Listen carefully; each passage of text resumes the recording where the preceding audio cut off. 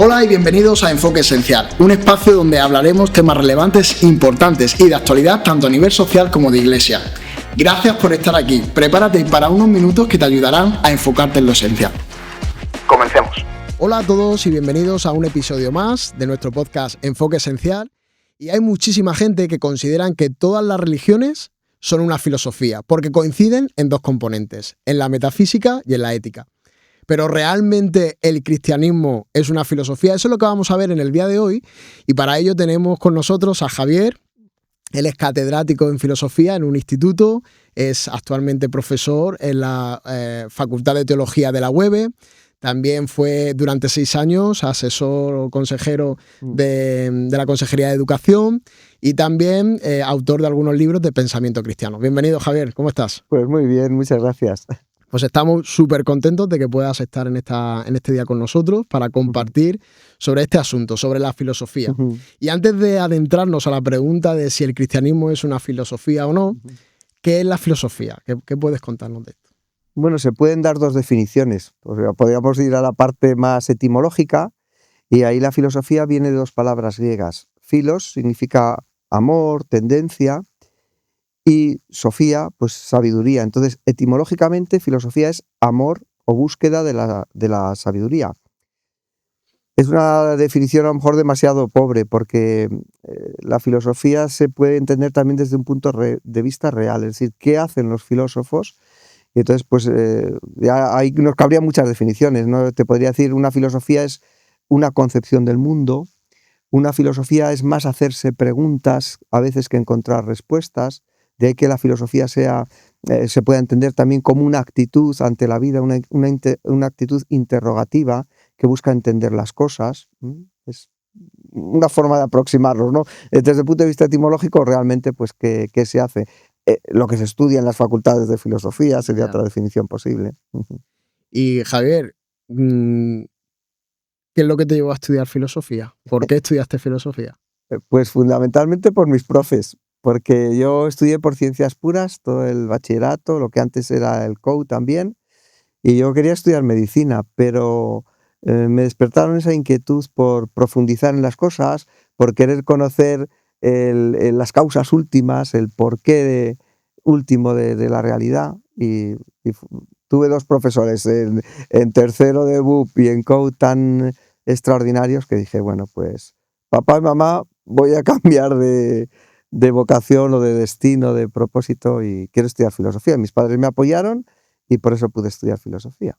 Sí, ¿no? Y cuando tú le comentaste a tus padres que querías estudiar filosofía, ¿ellos que te apoyaron directamente o en un primer momento te dijeron Sí. alguna cosa? ¿O? No, me apoyaron y esto yo lo agradezco muchísimo porque yo creo que una persona encuentra su sentido cuando hace aquello a lo que es llamado.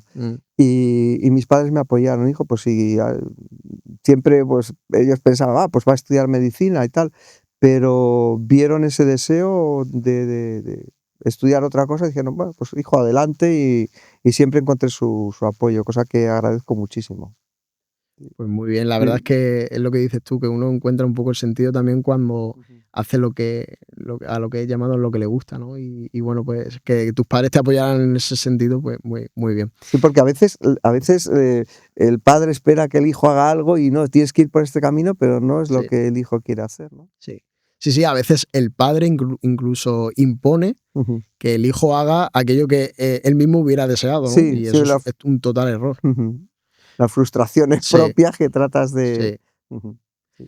Pues viendo un poco las actitudes y los pensamientos sociales, Javier, ¿tú eres de los que piensas que hay alguna influencia filosófica en el pensamiento y comportamiento social a día de hoy o no? Siempre hay una filosofía. Otra cosa es que la filosofía sea algo explícito o esté soterrada. La filosofía tiene que ver también mucho con el pensamiento y por tanto con las ideologías. O sea, siempre hay una ideología. La cuestión es si esa ideología está fundamentada, o mejor o peor fundamentada, o no. Es solamente pues, una serie de movimientos, de sensaciones, de impresiones o de intereses. Pero desde el punto de vista, si me preguntas por si la filosofía tiene mucha relevancia, pues yo creo que no demasiado. O sea, la filosofía como disciplina no está en sus mejores momentos. ¿Y crees que eso es un error? Porque a día de hoy, por ejemplo, cuando yo estudié en el bachillerato, la filosofía era una materia obligatoria, pero a día de hoy creo que es opcional, es optativa. ¿Crees que esto es un error? Pues yo creo que tiene un sentido lo que está pasando, y es la idea de que seamos cada vez menos críticos. Y la filosofía, precisamente lo que nos proporciona, o una de las cosas que nos proporciona, es el poder cuestionar la realidad, cuestionar los valores, cuestionar el mundo en el que vivimos, hacernos preguntas. Y es que parece como que la sociedad no quiere que nos hagamos preguntas o que encontremos respuestas distintas a las que nos ofrece el pensamiento hegemónico, las ideologías hegemónicas. Ya, que al final la filosofía es una invitación al pensamiento crítico y parece ser que nos gusta mucho eso, ¿no? De que haya un pensamiento crítico. Eso es. Y si nos trasladamos al pasado y vemos la filosofía clásica, es decir, ¿dónde la podemos ver en el día de hoy? Esa tendencia. Bueno, somos herederos de un pasado filosófico, de una historia de la filosofía larguísima. Podemos pensar que la misma ciencia y la tecnología, que sí que son hoy muy importantes y tienen muchísimo prestigio de cara al público, tienen su origen en el pensamiento griego, en la filosofía griega. O sea, los primeros científicos fueron también los primeros filósofos de la historia. Ahí en las costas jónicas de Asia Menor, en Turquía, surge la filosofía y la ciencia perfectamente unidas. No había esa diferenciación.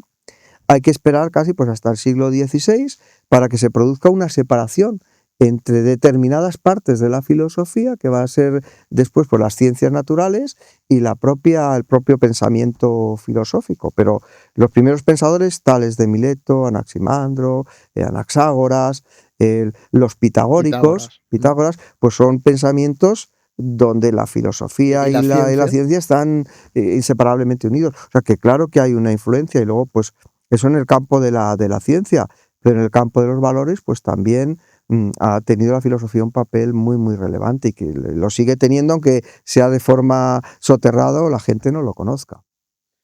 El otro día escuché a un autor de un libro que se llama De cómo ser un estoico. Ajá. Y luego también él hizo una entrevista en un programa de televisión, y él habla sobre el estoicismo.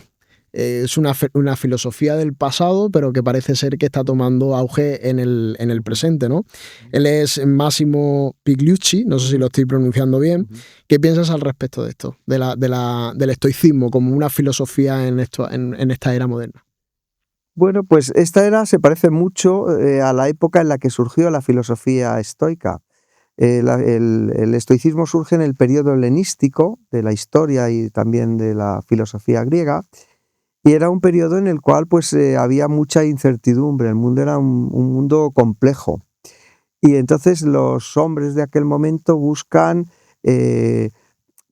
una paz, un encontrar la felicidad, un saber estar. Es decir, no es una filosofía, la del periodo helenístico, que se preocupa mucho por abstracciones metafísicas, por preguntarse sobre el ser, la esencia, la sustancia, sino por cómo debo vivir.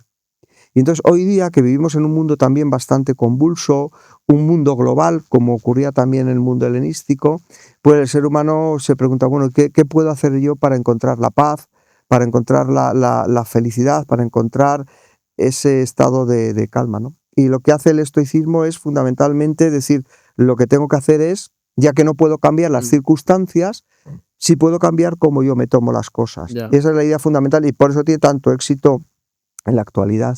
Sí, de hecho hay retiros y no sé, y encuentros, ¿no?, sobre esa práctica, o aprender un poco más sobre el estoicismo.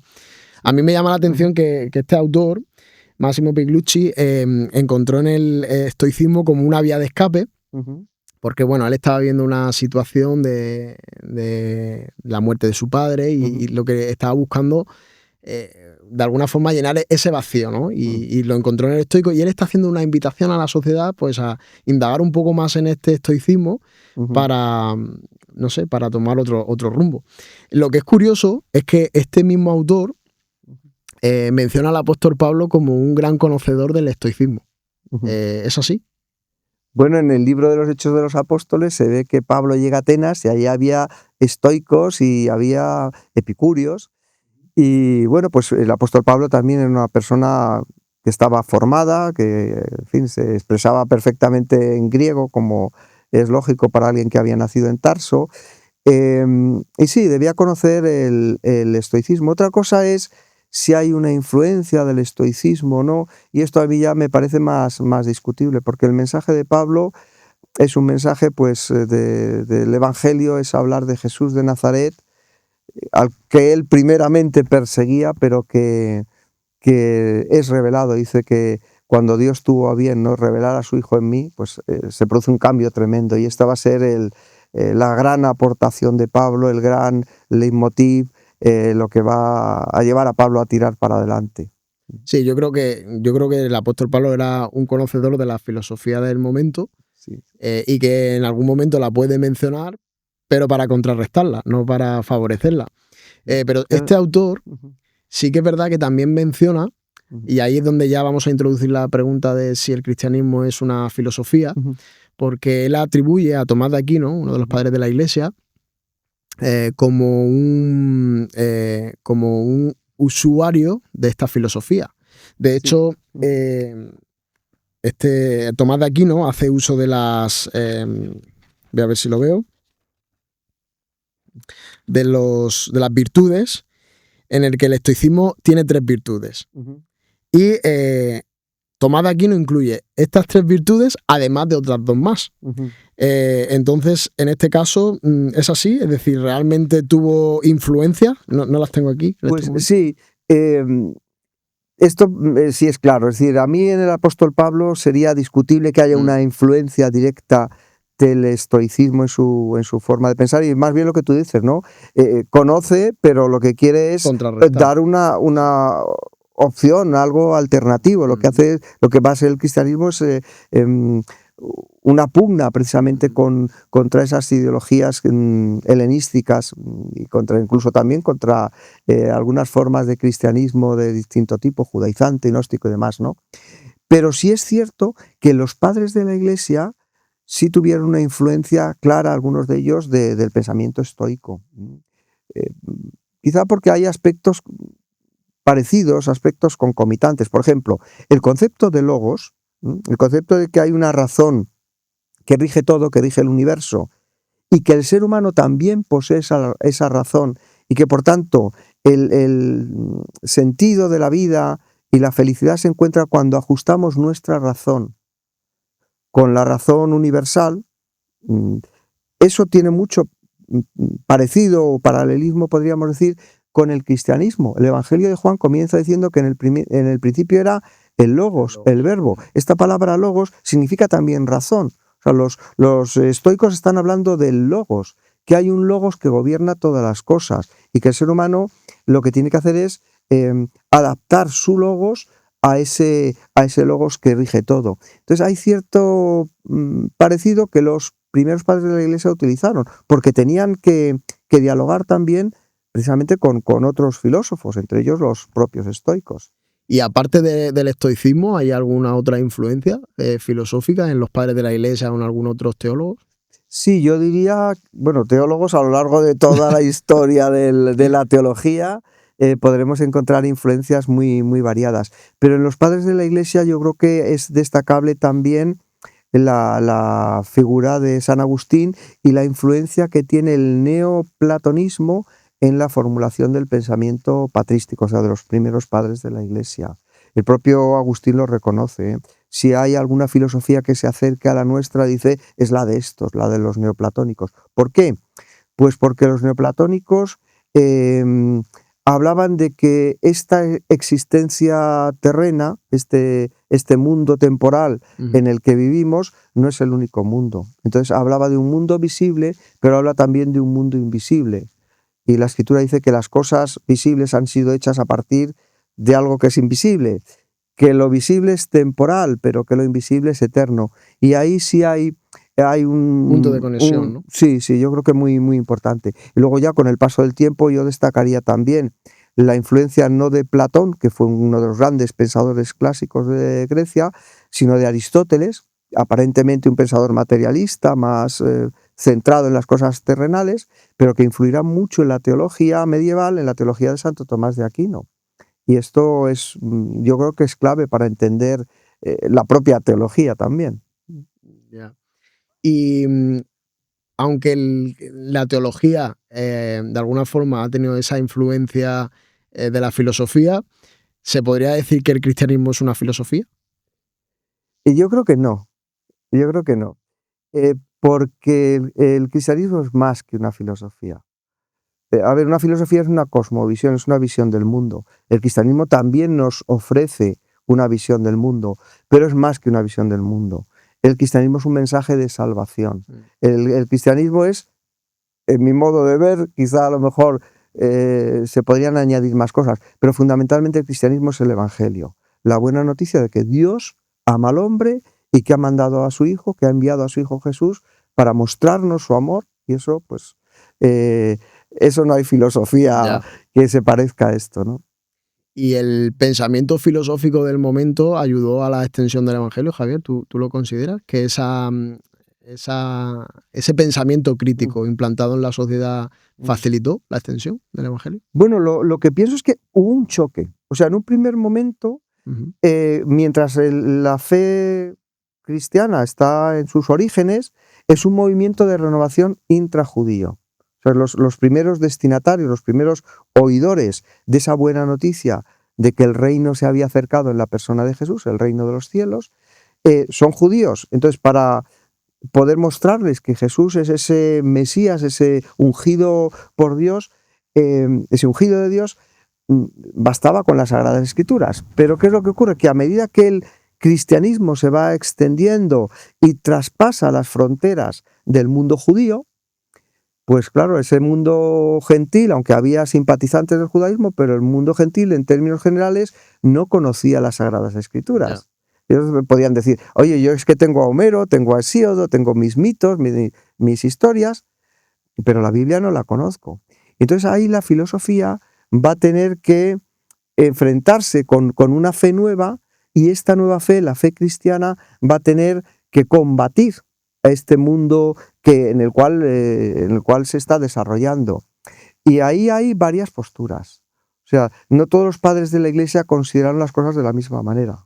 Hubo pensadores cristianos que rechazaron de plano todo lo que sonara filosofía. Por ejemplo, Tertuliano dice, ¿qué tiene que ver Atenas con Jerusalén? ¿No? Atenas es la capital de las herejías y del pecado, es la capital de la filosofía, mientras que Jerusalén, pues, es la ciudad de la paz y donde viene la salvación.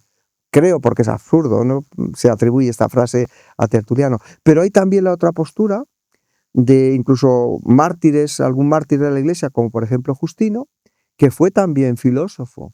Y él entiende que la filosofía tiene un papel positivo. De la misma manera que los profetas habían preparado al pueblo de Israel para recibir al Mesías, Justino piensa, pues los filósofos han contribuido a preparar, algunos filósofos, a preparar la venida del Mesías dentro del mundo gentil. El caso es que al final, porque es una pregunta muy amplia, ¿no? El caso es que al final sí es cierto que el cristianismo absorbió parte de ese lenguaje, de esos conceptos, antes hablábamos del estoicismo, utilizó el concepto de logos estoico para hablar de esa armonía, de esa regencia universal del pensamiento sobre el mundo, y todo eso pues fue utilizado. O sea que al final sí hay una simbiosis, una unión entre cristianismo y filosofía a la hora de formular el pensamiento y la teología cristiana. En Testimonio Cristiano, a cada hogar estamos comprometidos con la Gran Comisión. Compartimos el Evangelio, discipulamos a nuevos creyentes y fomentamos una vida de oración. También ofrecemos talleres y formación, tanto online como presencial. Búscanos como Testimonio Cristiano a cada hogar en Facebook, Instagram y otras plataformas, o únete a nuestro canal de WhatsApp a través del enlace en la descripción de este episodio. Juntos, llevemos el Evangelio más allá. Y ahora sigamos con nuestro episodio de Enfoque Esencial. Entonces, Javier, podríamos decir que la gente de aquel entonces, del contexto de Jesús, tenía un pensamiento más crítico. En la actualidad, ¿Hay pensamiento crítico o crees que se carece de eso? ¿Las mismas preguntas que se hacían en la filosofía de entonces se siguen haciendo hoy en día?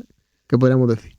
Bueno, podría en tela de juicio lo que has dicho al principio, que también en el periodo helenístico reinaba el pensamiento crítico. Pues quizá tampoco tanto, ¿no? Pero en la actualidad yo creo que se echa en falta esto de pensar con profundidad las cosas, porque vivimos muy, muy rápido. Y también porque yo creo que el mensaje hoy más bien que decir, piense usted es consuma. Casi usted no piense, consuma. Ya. Y esto pues no facilita el desarrollo del pensamiento. Y además eso, las prisas, el tener que resolver cosas sin mucho tiempo para... Sin hacer pausa para pensar. Eso es, sí. Hemos hablado del estoicismo como una de las filosofías que está tomando auge en el presente. Uh-huh. Pero ¿qué podríamos decir del nihilismo? Bueno, el nihilismo es la afirmación de la nada como valor. Y el nihilismo es una palabra interesante, viene del pensamiento de Nietzsche, Uh-huh. que por cierto no era exactamente un filósofo, él era un filólogo, alguien que estudiaba sobre todo las letras griegas, un apasionado del mundo griego. Y él hace una especie de visión del mundo y de la historia, escribe de muchas cosas, ¿no? Y en una ocasión Nietzsche dice: yo no soy un filósofo, yo soy un profeta que predigo la historia de los próximos 200 años. Y no sé, a ver qué te parece, pero lo que dice Nietzsche es que Nietzsche anuncia la muerte de Dios. No es que él defienda que uno debe ser ateo, sino es como constatar algo que estaba pasando en su época.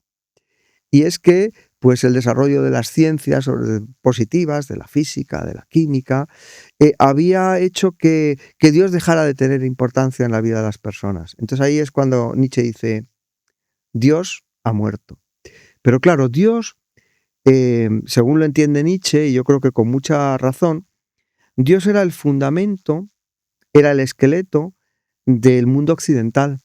Todo estaba basado, pues en primer lugar, en el pensamiento griego, como hemos visto, pero ese pensamiento griego fue asimilado por el cristianismo y el concepto de Dios y la creencia en Dios es clave para explicar cómo se ha construido todo el mundo occidental.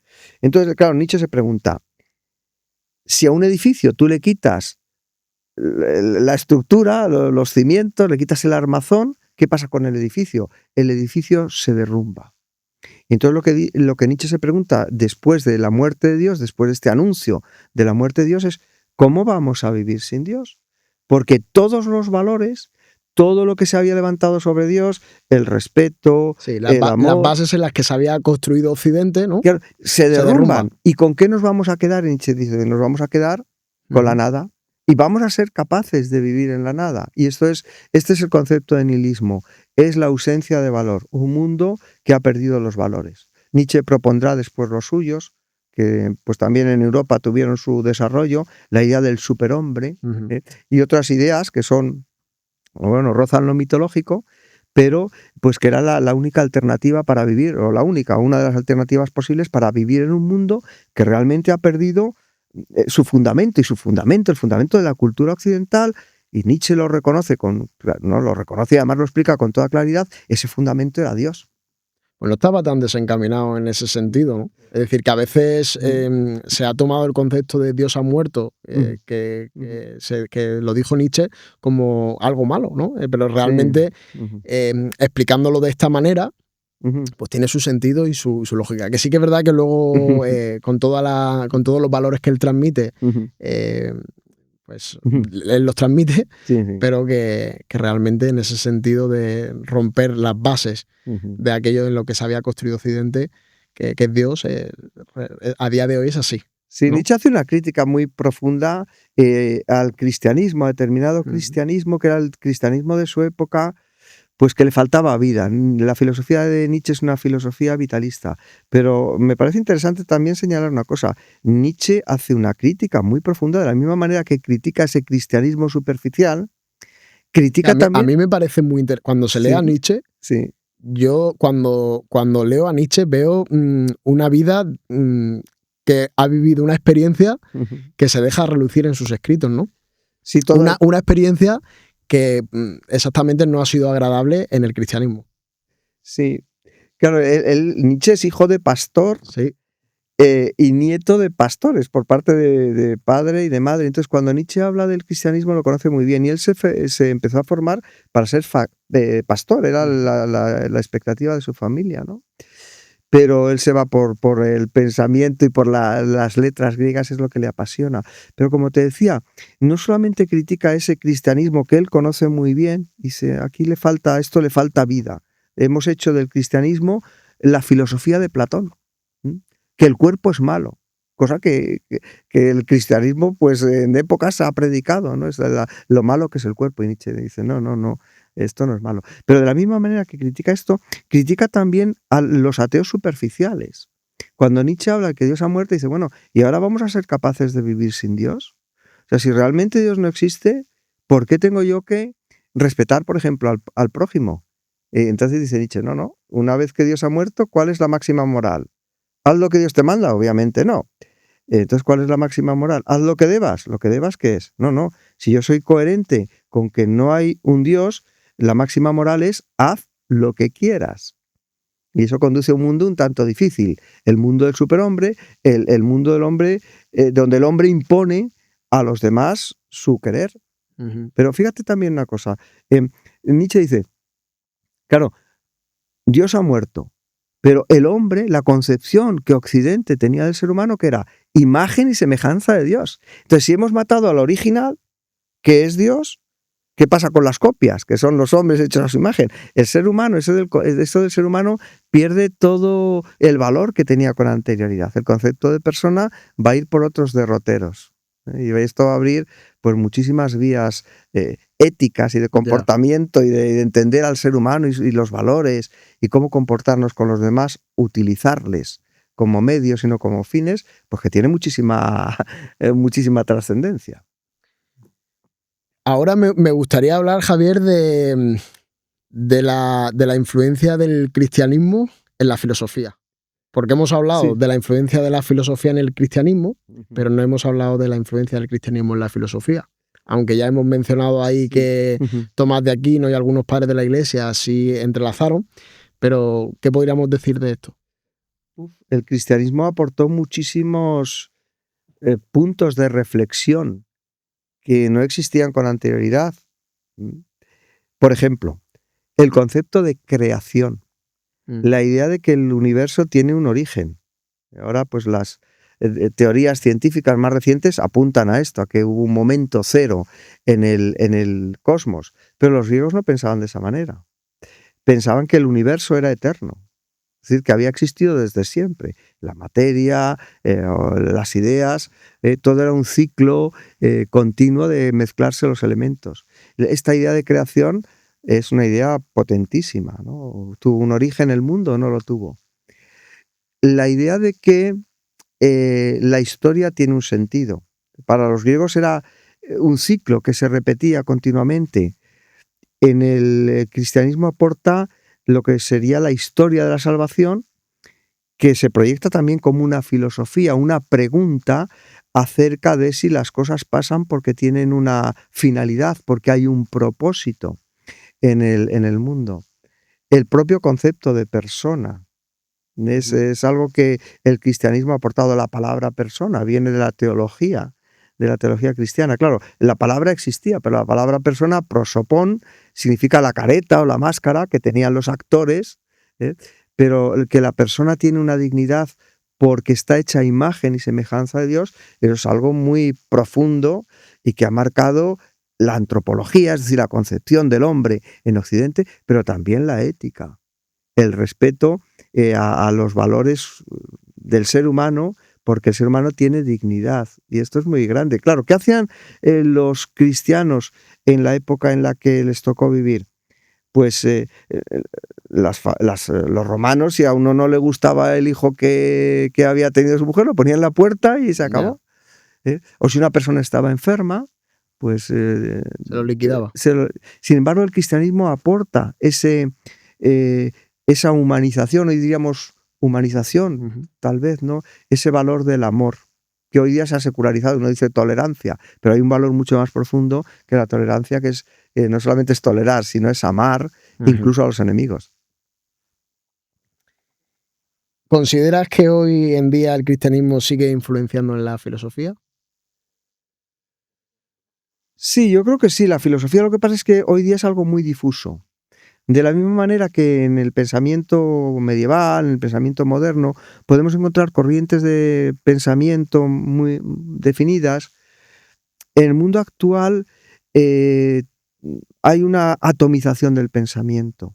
Entonces hay lugares donde la filosofía se sigue viendo afectada por estos grandes interrogantes que plantea el pensamiento cristiano o la revelación cristiana, y hay también, pues eso, pensadores cristianos que argumentan y que hacen lo que se llama la apologética, una defensa de la fe frente a esas otras visiones que también hay en la actualidad, pues son visiones de carácter materialista, de carácter nihilista, y el cristianismo, pues claro que está o debería estar, yo creo que está en ese debate y en ese diálogo que hay en el mundo acerca de la realidad, de lo que somos y dónde estamos.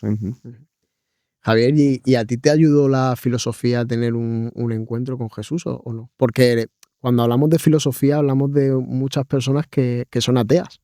Sí. Es como que filósofo y ser cristiano, es como que, ¿cómo puede ser que seas filósofo y ser cristiano? ¿A ti te ayudó? Pues a mí personalmente sí, en mi caso sí. Claro, antes me preguntabas, ¿por qué hiciste filosofía? Sí. Y es que yo creo que siempre he tenido ese deseo de buscar, de conocer las cosas, y es una búsqueda. En mi caso, la filosofía fue una búsqueda personal, que no fue solamente la filosofía. En mi caso personal fue una búsqueda también en las religiones. Visité muchas sectas, estuve dentro de ellas, de lo más diverso y variopinto que uno se puede imaginar. ¿Por qué? Pues porque deseaba encontrar la verdad, y fue esa búsqueda de la verdad, que en el fondo es una búsqueda Porque al final filosófica. todo el mundo tenemos esa inclinación de búsqueda, ¿no? Claro, porque Dios ha puesto en nosotros la eternidad. San Agustín de Hipona, uno de los principales filósofos de la historia de la filosofía, el padre de la filosofía de la historia, no de la historia de la filosofía, pero sí de la filosofía de la historia, tiene una experiencia muy parecida. O sea, Agustín crece con un padre que era pagano y una madre que era cristiana, pero su educación es toda pagana. Pero Agustín descubre en un momento que no vale la retórica, sino que la verdad está ahí delante y que la verdad nos confronta. Entonces él se pone a buscar la verdad y al final se da cuenta que es que la verdad también estaba buscando a él, ¿no? Y hay una obra muy bonita de San Agustín que son las Confesiones, donde él se desnuda, ¿no?, interiormente su trayectoria y su vida. Y al principio, el capítulo primero dice: Señor, porque nos hiciste para ti, nuestro corazón estará inquieto hasta que descanse en ti. Es verdad, hay una búsqueda, que es lo que tú me decías, ¿no? Claro, hay una búsqueda, yo creo que de todo hombre, de un vacío que es el vacío de eternidad. Entonces, ese vacío solamente lo puede llenar el objeto adecuado. Es como una cerradura y una llave, ¿no? Solamente puede abrir la cerradura la llave correcta. Y la llave correcta es Dios. Porque es Dios mismo el que es eterno, el eterno, como le llaman los judíos, ¿no? El que ha puesto en nuestro corazón ese deseo de buscarlo. ¿Y por qué la gente rehúsa a coger la llave correcta, Javier? Bueno, hay una cosa que se llama pecado, ¿no? Y es que hay algo en nosotros que nos hace no errar.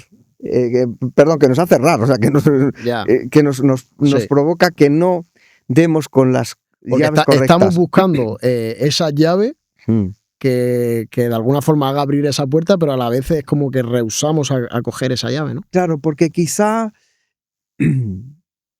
sin la ayuda de la gracia es muy difícil.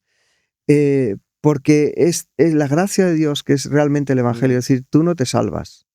Yo envío a mi hijo, yo me entrego porque te quiero. Y la primacía la tiene Dios y no la tienes tú.